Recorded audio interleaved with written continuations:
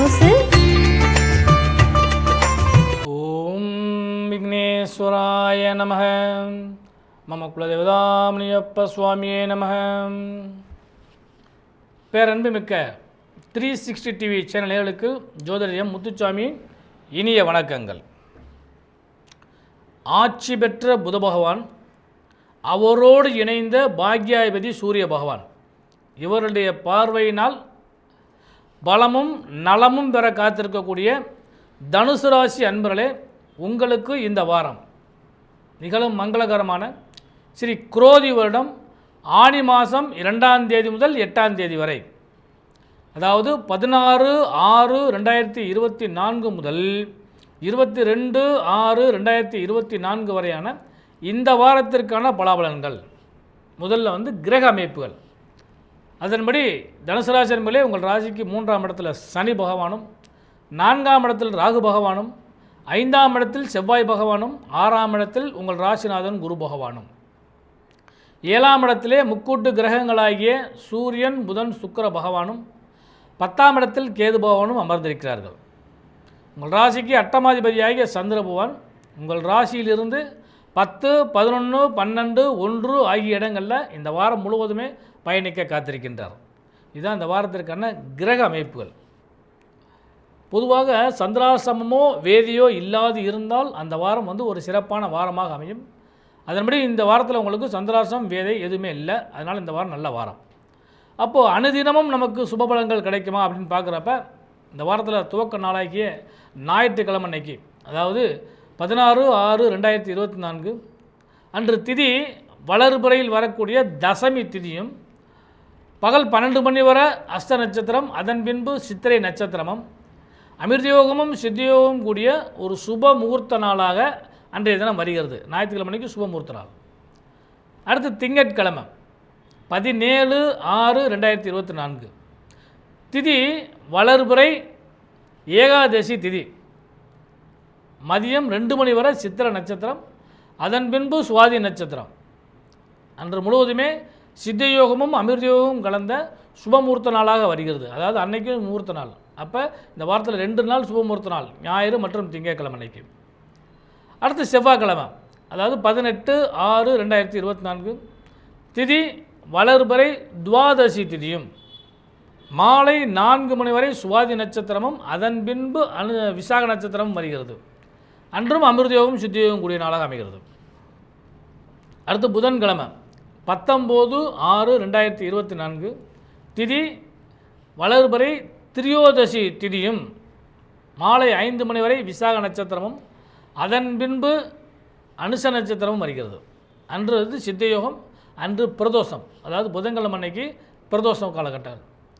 அடுத்து வியாழக்கிழமை 20/6/2024 திதி வளர்பிறை சதுர்த்தசி திதியும், மாலை 6:30 மேலே கேட்டை நட்சத்திரமும், சித்தயோகம் கூடிய நாளாக அன்றைய தினம் வருகிறது. அன்று கரி நாள், வியாழக்கிழமைக்கு கரி நாள்.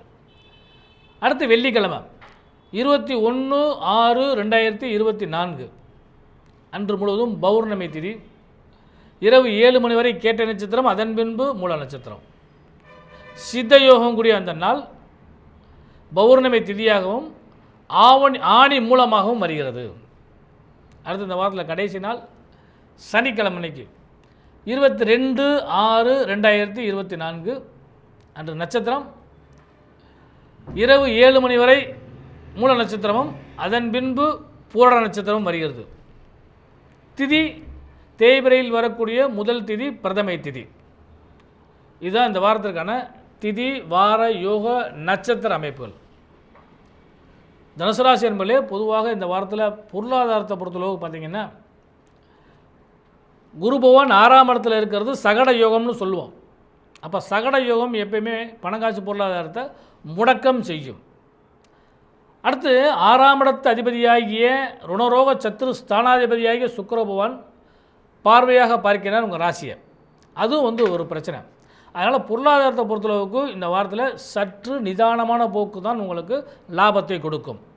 அதாவது பெரிய அளவுக்கு பணங்காசு வந்து அப்புறம் அது செலவாகிறதுக்கு முன்னாடி இருக்கிறத வச்சு இந்த வாரத்தில் கொஞ்சம் சரியான முறையில் பயன்படுத்தினாலே உங்களுக்கு போதும்.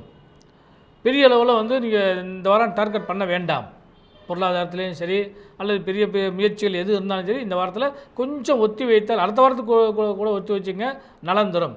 ஏன்னா அட்டமாதிபதி வேறு உங்கள் ராசியில் வரப்போகிறார். அதனால் வந்து பார்த்திங்கன்னா பொருளாதாரத்தை தான் முதல் கை வைப்பார். கொஞ்சம் பிரச்சனையை சந்திக்க தயாராகிக்கிங்க.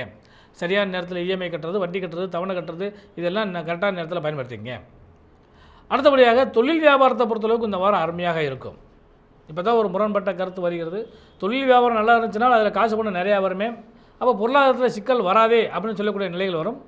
தொழில் வியாபாரம் நன்றாக இருக்கும். சில நேரங்களில் 6ஆம் இடம் சொல்லக்கூடிய கடனுக்கு அதிபதி போய் உட்கார்ந்துருக்கனால தொழில் வியாபாரம் முழுவதும் கடனிலேயே போகிறதுக்கான வாய்ப்பு கூட வரும்.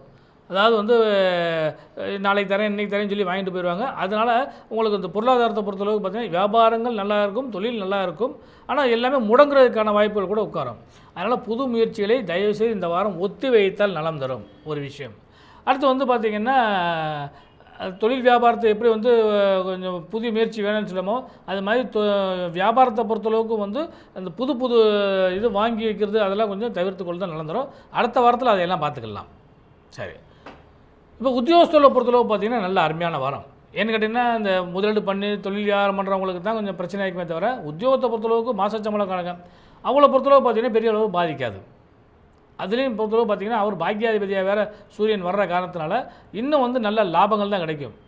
பணிகள் வந்து உங்களுக்கு நல்ல ஜாலியாகவே என்ஜாய் பண்ணி இப்போ பார்க்குற மாதிரி இருக்கும். அதே மாதிரி பணி சுமைகள் குறையும், ஃப்ரீ மைண்டு கிடைக்கும், ரிலாக்ஸாக இருக்கிறதுக்கான வாய்ப்பு கிடைக்கும். ஜாலியான இது எல்லாமே வந்து இந்த வாரத்தில் இந்த உத்தியோகஸ்தர்களுக்கு கிடைக்கும். அது அரசு உத்தியோகமாக இருந்தாலும் சரி, தனியார் உத்தியோகம் சரி, வேலைப்பளு வந்து கண்டிப்பாக குறைஞ்சிடும். அதன் மூலமாக ஒரு ரிலாக்ஸ் கிடைக்க வாய்ப்பு உண்டு. ஒன்று. சரி, அடுத்த முக்கியமான விஷயம் உடல்நலம். இந்த உடல்நலத்தை பொறுத்தளவுக்கு வந்து கொஞ்சம் கவனமாகவே இருங்க. ஏன்னா 1-6 தொடர்பும் 6ஆம் அதில் ராசியை பார்க்குறதும் கொஞ்சம் பிரச்சனை. அதனால் இந்த நம்ம சொன்ன மாதிரி காசு பணம் வரலைனாலே எப்பயுமே கொஞ்சம் டென்ஷன் ஆகும். அது கொஞ்சம் பிரச்சனையாக வர்றதுக்கு தான் வாய்ப்பு வரும். இருந்த போதிலும் அந்த உடல் நலத்தையும் மனநலத்தையும் சற்று கவனமாக கையாண்டிருக்காங்கன்னா இந்த வாரம் வந்து உங்களுக்கு பெரிய அளவு பாதிப்பு ஏற்படுறதுக்கு வாய்ப்புகள் கிடையாது. இல்லைன்னா கடன் நோய் வம்பு வழக்குகள் கைகோர்த்து வரும். கொஞ்சம் கவனமாக இருந்து கொள்ளுங்கள். ஆனால் பெரிய அளவுக்கு பாதிக்காது. இறைவளம் உங்களுக்கு கை கொடுத்து உதவும். ஒன்று. அதாவது பிளானிங், இது திட்டமிடுதல் அப்படின்னு சொல்ல பார்த்தீங்கன்னா அது இந்த வாரத்தில் வந்து தனுசு ராசிக்காரங்களுக்கு தேவைப்படுது. கரெக்டாக ஒரு விஷயத்தை திட்டமிட்டு செஞ்சீங்கன்னால் பொருளாதாரத்தில் இது இப்படி கொண்டு போகணும் அப்படி கொண்டு போகணும்னு சொல்லி நீங்கள் பிளான் பண்ணிங்கன்னா அதே மாதிரி நீங்கள் திட்டம் போட்டதோட கரெக்டாக கொண்டு போயிட்டீங்கன்னா இந்த வாரத்தில் பெரிய அளவுக்கு பண பொருளாதாரத்தை பொறுத்தளவுக்கு பாதிப்பு ஏற்படாமல் இருக்கக்கூடிய வாய்ப்புகள் கிடைக்கும். அடுத்து சுபமங்கலம். சுபமங்கலத்தை பொறுத்தளவுக்கு இந்த வாரம் அருமையான வாரம். ஏன்னா நான் முதல் சொன்ன மாதிரி 2 நாள் இந்த வாரத்தில் 2 நாள் சுபமுகூர்த்த நாளாக வருகிறது. பௌர்ணமி திதி வருகிறது. இந்த வாரம் முழுவதும் வளர்பிறையை கணக்கு பண்ணுறதுனால சுபமுகூர்த்தத்தை பற்றி பார்க்கலாம், பேசலாம். அதற்கான முடிவுகளெல்லாம் உறுதி செய்வதற்கான வாய்ப்பும் உண்டு. இறுதி செய்வதற்கான வாய்ப்புகளும் நிச்சயமாக உண்டு. அதுக்கடுத்து வந்து பெண்களை பொறுத்தளவுக்கு இந்த வாரம் அருமையான வாரம்.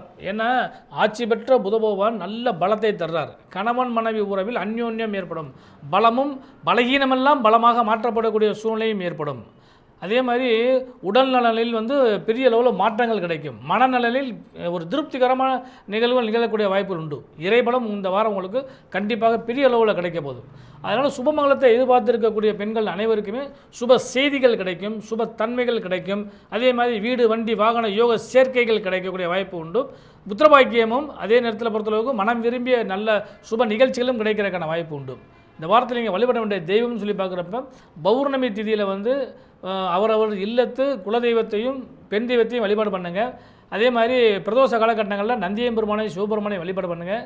இல்லாமல் இறைவனுடைய ஆசீர்வாதத்தினால இந்த வாரம் உங்களுக்கு சுபமான வாரமாக அமைய இனிய நல்வாழ்த்துக்கள்.